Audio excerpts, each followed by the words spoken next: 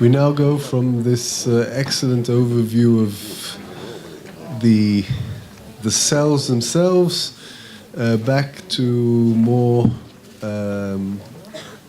general themes with going back to psychiatry to Yermi Harel from the Beth Levinstein Rehabilitation Hospital Center, and hopefully we may get your slides at some point. Thank you, Anat, for inviting me. And as we says, we know each other for a long year. Since the first day that we entered the Sackler Medical School, it was 7 years ago, 8 years ago. And thank you for this marvelous conference, very thought-provoking. And in the first slide of the lecture, you can see the picture, and you see one picture sometimes is more than 1,000 words, because we see that a flower is growing in the crack, in the break, and this is maybe what we mean by resilience. Pathology is not a destiny. The brain fights back. There are new approaches to mitigating cognitive decline. Studies are beginning to explain the underlying biology that allow behavioral and other social factors to mediate the risk of cognitive decline, even when signs of pathology are present. And I put here two articles. One is if you have a sense of purpose of what you're doing, it's reduce your dementia on aging. And the other is, I don't know how to say it in English, conscientiousness, מצפוניות בעברית. If you are conscientiousness, it's reduce also your pathology. The objective of the lecture is we will pass through from cognitive reserve, active versus passive, brain tissue versus dynamic strategy or compensation. We will introduce the concept of salutogenesis and salutogenesis versus pathogenesis, resiliency, psychology versus genetic, level of education, training, diet, cognitive resiliency in MS, and specific true cognitive resiliency, not as part of a benign MS, and maybe the patient that yesterday we saw her CT or MRI that Dr. Hoffman were showing is one of the true cognitive resilience, not as a part of benign MS, and our future research to have a genetic signature of cognitive resilience in MS. Yaakov Stern in 2002 were introduced the concept of brain reserve. He is from Mount Sinai, and as we see that there are two patients that have the same amount of pathology or disease, the one that have a brain reserve, he is below the cutoff of the clinical phenomenon, and the other one is has a clinical. So brain reserve is very important, and here we see that it's connected to brain tissue, how much brain tissue you had. But this is not enough, because instead, not just CNS white matter or CNS or brain atrophy are included, also gene, lifestyle, occupational, social, physical, and also diet and everything that you are doing are connected to cognitive reserve. And also, cognitive reserve is mean by active strategy that you do. We are seeing people that were more educated, although they had a very severe pathology, they had a strategy to overcome the injury. Salutogenesis. Salutogenesis has a movement. It is more than 30 years since the American-Israeli medical sociologist Antonovsky introduced the salutogenetic framework to the scientific world. According to Antonovsky, original idea, he was working with a woman in Beersheba, near in the south, but he was working with a woman that was after the Holocaust, and he saw that although that they have severe life experiences, they have good health. And he was thinking about what make healthy, what create health. The key element of in the salutogenesis development are firstly the orientation toward problem solving, and secondly the capacity to use the resources available. Over the years, the salutogenesis has become an established concept in public health and the health promotion. There are now more than 500, and I think now more, articles about the salutogenesis. Salut is the word salutogenesis comes from the Latin salus, health, and genesis is the origin. And Antonovsky developed this, how people manage stress and how they stay well. He observed that stress is ubiquitous, but not all individuals have negative health outcome in response to stress. Instead, some people achieve health despite their exposure to potentially disabling stress factor. And in the river of life, you can enhance health, and you can enhance salutogenesis by promotion, by health education, by preventive, by protective, and even when there is a disease, by curative disease.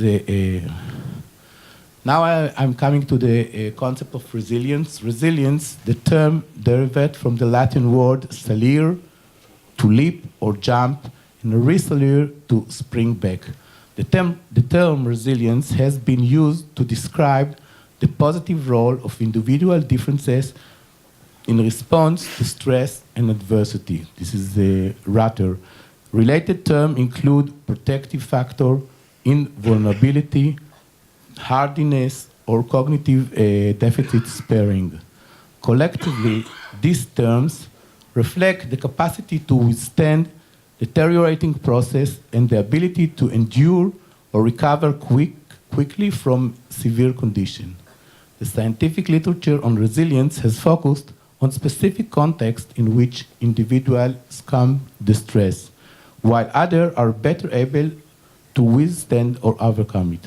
For example, some children are able to overcome negative life circumstances, poverty, poor health, violence, lack of family support, that can be devastating to other children. Indeed, study of resilience have raised the awareness of individual vulnerability to depression, bonano, post-traumatic stress disorder, and schizophrenia.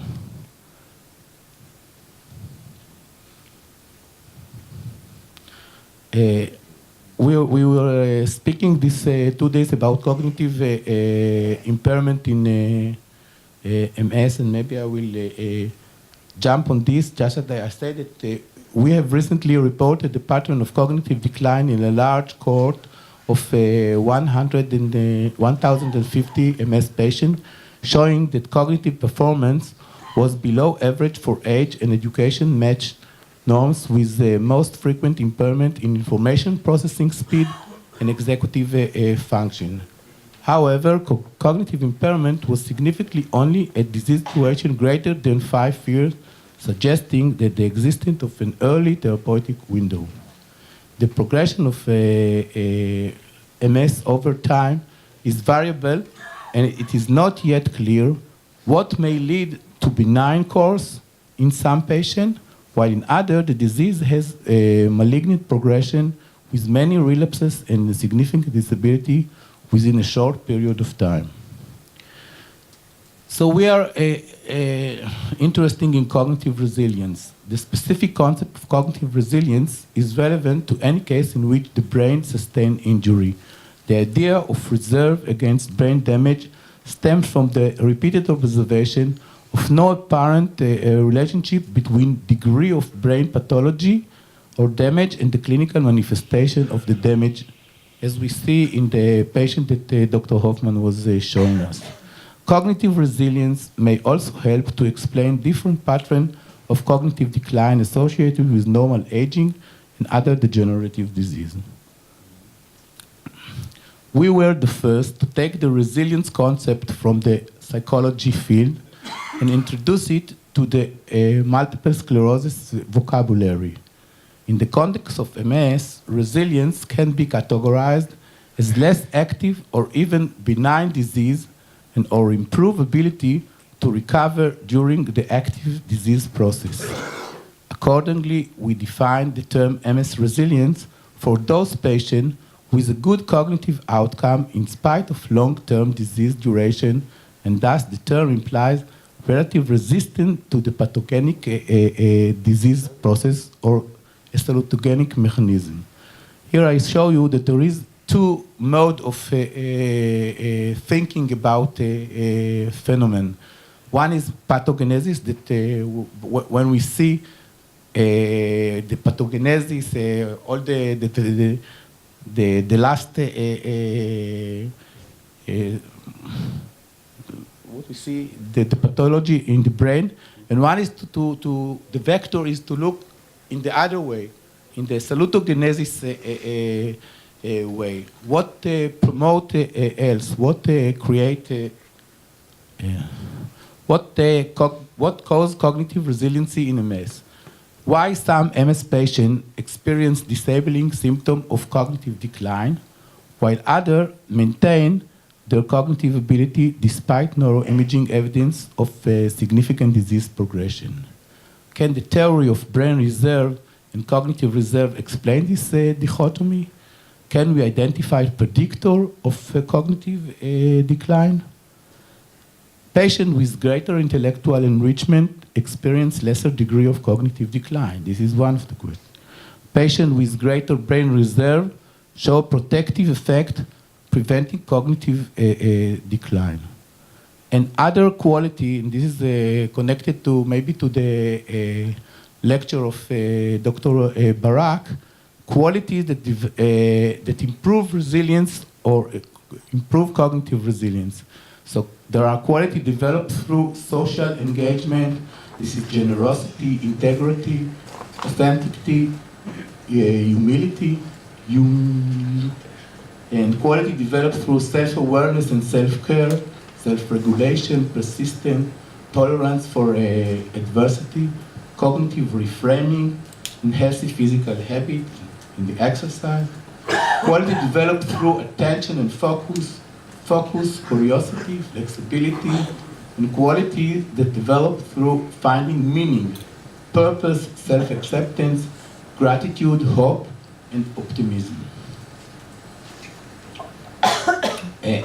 So we have a research, we did a demographic, clinical, and cognitive data were prospectively collected from relapsing or remitting MS patient with disease duration greater than 10 years. Global cognitive score was above 95, and were defined as the cognitive resiliency. Patients were evaluated with the Mindstream, and all of you were in the workshop yesterday, so you know what you see. We identified 93 MS patients with disease duration greater than 10 years, of whom 27.9 were cognitively resilient. Cognitively resilient patients were significantly less disabled, lower EDSS score, and less impaired in the motor, cerebellar, brainstem, and sphincter function. Is it possible that cognitively resilient MS patients represent benign MS? To better understand whether the cognitively resilient MS patients have benign disease phenotype, we tested the existence of benign MS gene expression transcriptional profile in randomly selected group of 17 cognitively resilient patients.